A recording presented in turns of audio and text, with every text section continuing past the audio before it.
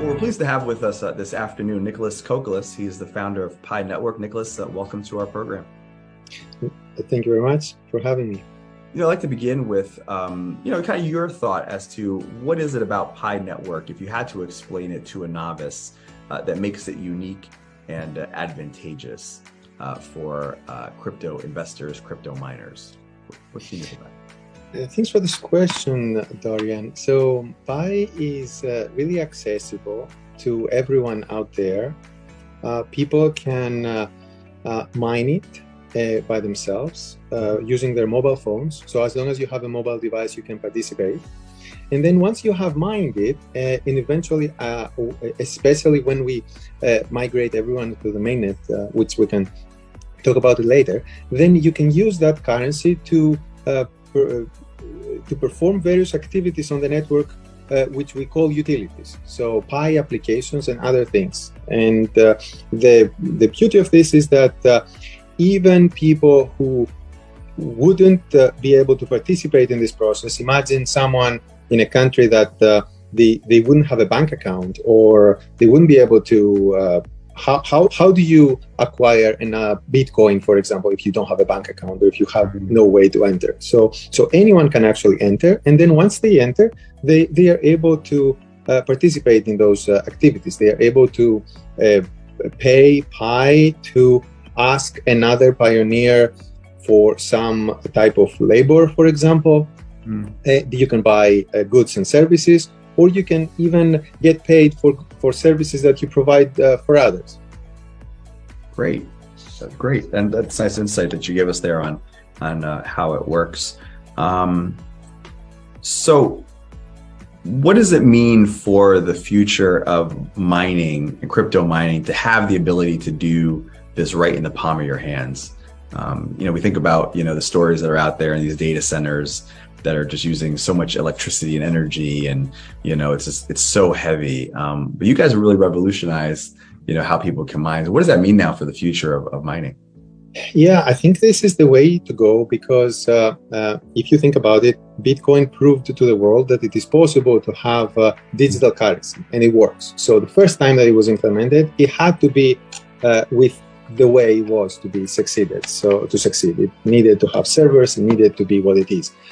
No matter how we started, now the world operates mobile. We are living in 2000, it's not 2009 anymore, it's 2022, right. And we're going to the future. So more and more people have exclusively mobile phones, and they don't have computers, or they're using their iPads and their mobile devices rather than. So if you were by saying that you have to exclude all those people from the process, then you're already making something very restrictive. So I think that it is the future, and I believe that even all blockchains are thinking towards that direction. Great. Have you raised funding, and how do you guys make money? Yeah, one important thing to know about Pi is that we avoided from the very beginning, and the easy way of making money by selling the coin through those ICOs that happened in crypto space. So Pi has never raised has never sold any coins for many years now. We've been operating for 3.5 years, and this is an important aspect. We actually feel this is more natural, because usually for companies, they may be operating and creating utility and creating their business for several years before they can go on an IPO, and then all of a sudden having this unnatural early influx of cash can create unnatural results as well, with what we have seen in happening with other news lately that have been communicated. And in terms of Pi, we bootstrapped as much as we could, and eventually raised some money as part of a traditional Silicon Valley startup from private investors. Got you. So where do you want to take the company? What's ahead on the road of development, and what users can see in terms of the experience in the next year to 18 months, let's say? Well, the goal is to have a very useful, widely accessible cryptocurrency that can allow a lot of people to be able to take advantage of the new utilities of blockchain.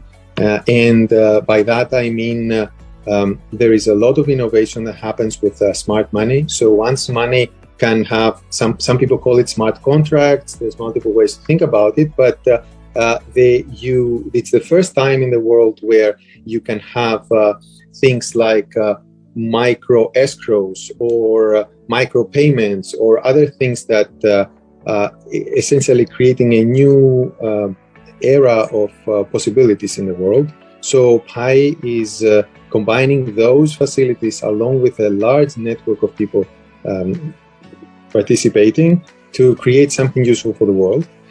Specifically, that's for the longer term, as you said, a year and a half and beyond. In the meantime, from now until then, what's important is that we are currently in the process of completing KYC for the members of the network. So Pi is going to have millions of people who are crypto ready and KYC, then real people, real accounts on it. So we are currently in the process of doing this, and the goal is that once we have a large number of people who have initially KYC'd, to migrate their balances into their mainnet so that they can start exploring and using the currency. Gotcha. Final question. We've just seen really an implosion in the cryptocurrency market, as we've seen in the regular, equity markets. Are you concerned about what you're seeing just broadly in the crypto space? And actually, is it good? Is it clearing out kind of the bad apples in the industry that and then allowing it to kind of move forward in a better place? What are your thoughts on that? Yeah, well, it's usually an unpleasant thing to hear that any market may be going up and down. At the same time, it is a natural cycle that it happens all the time, and we have seen it in crypto multiple times as well, that there is a cycle. I also agree with the second part of your question, that you mentioned that this helps possibly clear out some activities that are maybe happening with the wrong incentives. So things that are more less of pointing towards something useful, but more leading the world towards, let's say, games, financial games that they can trick people. That clears out the landscape. But overall, for Pi, as I mentioned earlier, we never raised, we never sold Pi to any person. So there's no one who can be sad that the down cycle is here right now, because no one bought it at a higher price and now it's a lower price because no one could buy it to begin with. So essentially, to the Pi network, the way that the currency is used hasn't really been affected by the external market at all. Because I can give you an example. Right now, people are spending 1 Pi to request to be KYC'd by the network. This 1 Pi, and everybody is paying 1 Pi, this 1 Pi is pooled and then distributed to some human validators, other people in the network who are helping complete the validation. So there's a pool of Pi that is then being paid out to the validators. So within the Pi network, before the crash, people were paying 1 Pi. During the crash, they were still paying 1 Pi, and after the crash, they're still paying 1 Pi, and they're getting paid the same amount that the validators they would. So it was completely no effect at the moment. So now in the future, of course, we all live in a connected world, right, and we don't necessarily, it's not necessarily always going to be living in a vacuum, but that's the current situation. So what's a Pi worth? I'm curious. So Pi is worth what pioneers make it worth. So in this specific case, that I described, you need to spend 1 Pi to get yourself KYC'd, and that 1 Pi is distributed back to validators, depending on how many validations are needed for each validation. Great. Well, Nicholas Kokkalis, Yeah. We're grateful to have you with us today. Thank you so much for your time. Thank you. All right. Subscribe to our Pi Whales YouTube channel and earn Pi rewards.